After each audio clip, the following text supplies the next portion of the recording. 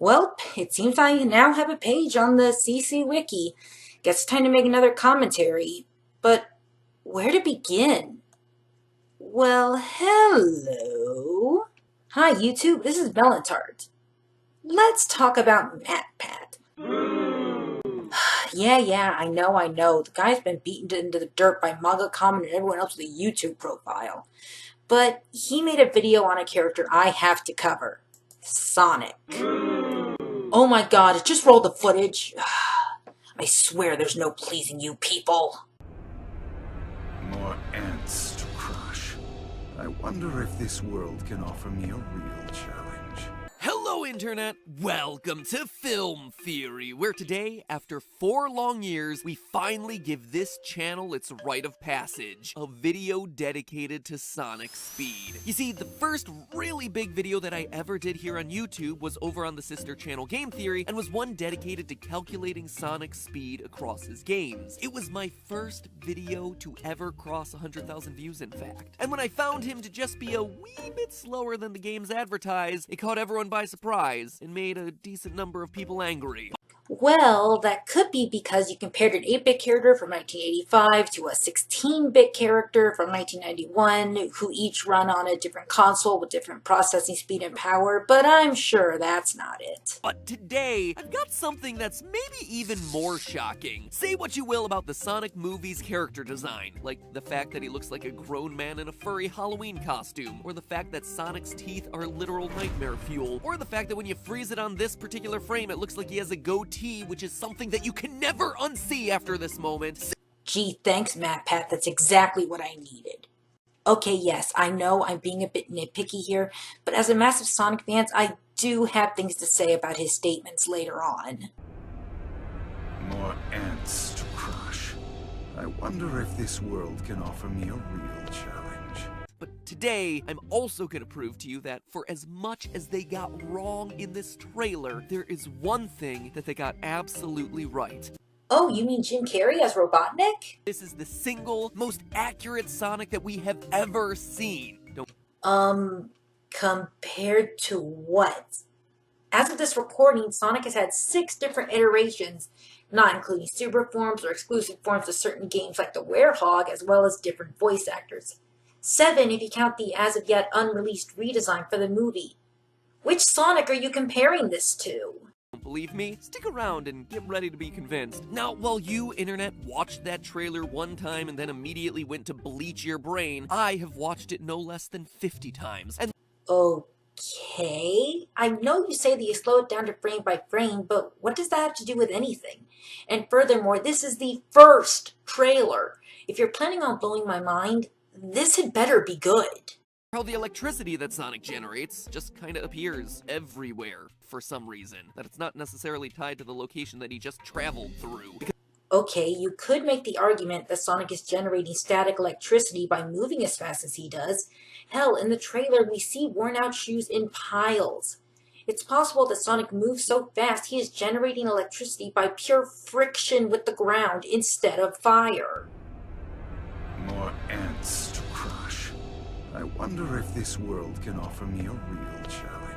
Anyway, what I learned the most about was his speed. You see, Sonic demonstrates a lot of different speeds throughout this trailer. At the very beginning, he clocks in at a whopping 760 miles per hour on the sheriff's dash-mounted radar gun. Given credit where credit's due, this is actually a pretty cool Easter egg, since Sonic is known for rolling around at the speed of sound, and the speed of sound is 767 miles per hour. So Even though in your Sonic theory you made a point that he was moving far slower than that, but please, continue.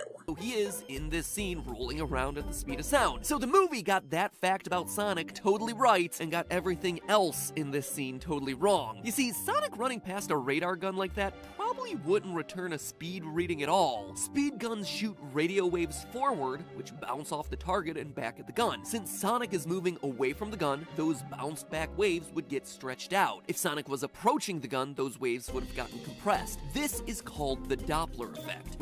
And you got this information where? Oh wait, he's actually started listing his sources. Damn! I was going to bring up that MatPat has a bad habit of talking about science but never provided links to his sources. Seems he's finally learned his lesson about that. More ants to crush. I wonder if this world can offer me a real challenge. Up. After performing a few stretches, we see Sonic's speed hit whole new levels. In these 2 frames, we see Sonic erupting into a massive explosion that knocks out power for, apparently, the entirety of North America. Okay, no. First of all, sometimes footage in movie trailers are shown out of order. For all we know, he could have been stretching, then make his run, going past the James Marsden cop, and then causing that explosion.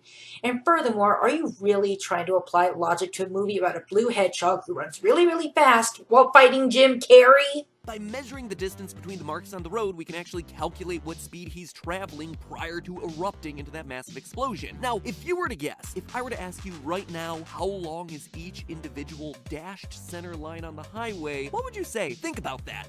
Well, those dashes tend to vary based on the size of the road and where it is located. For example, in a turn lane, those dashes could be very close together, while on a highway, they could be seen as longer and farther apart. You did clarify the highway, but again, the road we see in the movie doesn't look like a highway. At least not to me. Your guess down in the comments, and remember that you can always edit your comments after I reveal the answer. Make yourselves look smarter, just saying. Also, while you're down there in the comments making your guess, be sure to take a minute to support our sponsor for today's episode, us, Theoryware. Yeah, it's literally just me promoting the merch that we just launched for spring. Glad to see some things haven't changed. Still, trying to sell your merch in the middle of a video? You could at least wait until the end and not break the flow of your theories, Pat. More ants to crush. I wonder if this world can offer me a real challenge. Okay, so did that shilling give you enough time to make your guess as far as how long the lines in the highway are? Well, now it's finally time for that answer. Okay, so scientific surveys have shown that most people estimate that those lines are about 2 feet in length, when in actuality they're 5 times that length. They're 10 feet, 30 feet separating each individual line. Hey, wait a minute. You were asking them to guess the length of the line, not the length between the lines. Make up your mind, Pat. And again, this can vary based on the road. You see, the trailer ends with an epic scene of Sonic standing still while Jim Carrey, I refuse to call a man who would allow this, You're basic. Dr. Robotnik, while Jim Carrey fires off a salvo of rockets from his attack drones. Now, obviously, this whole thing is happening in bullet time, or let's say Sonic vision, where time is slowed down to Sonic's perspective of the world. So he must be fast because the rockets are literally standing still. And Sonic uses this opportunity to redirect the missiles and bullets away from him and towards the ground? Did it ever occur to you that this is just a gag?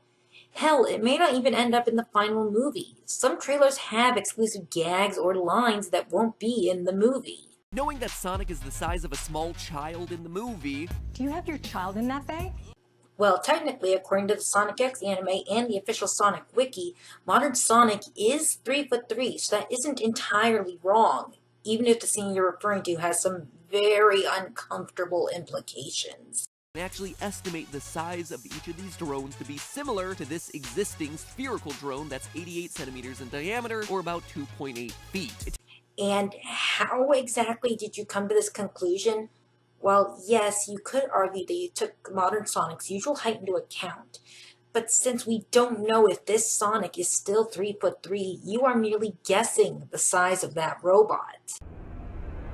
More ants to crush. I wonder if this world can offer me a real challenge. You see, that roadway scene from a while back is a bit misleading. Sure, I calculated that he's running at 1,200 miles an hour, but he also creates a blast that apparently knocks out the electricity for the entire North American continent. It seems like what he's created there should be a sonic boom, since, you know, he's traveling faster than the speed of sound, but that is not a sonic boom. This is a sonic boom. Was that supposed to be funny? Leave the comedy to Boom Knuckles where it belongs. Here's a good one. A horse walks into a bar, and the bartender says, "Hey, no animals in here!" More ants to crush. I wonder if this world can offer me a real challenge. Sonic booms wouldn't create an explosion that results in a nationwide blackout. So is this just movie logic? Bad movie science? No, actually. The trailer isn't wrong here. And the real explanation for what's going on actually explains some of the weird design decisions that they made with Sonic. You see, that blast is most likely an EMP, an electromagnetic pulse. Okay, no. An EMP, or EMP, typically involves magnetism, and last time I checked, Sonic isn't magnetic. Yes, he could generate electricity via the friction I mentioned before, generating static electricity, but not magnetism.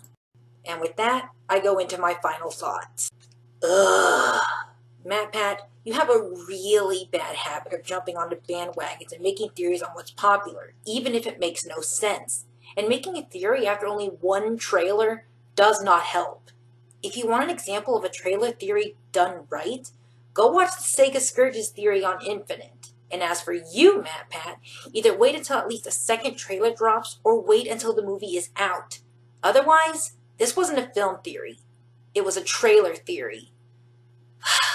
This is Melon Tart, and screw this, I'm gonna go play Sonic Generations.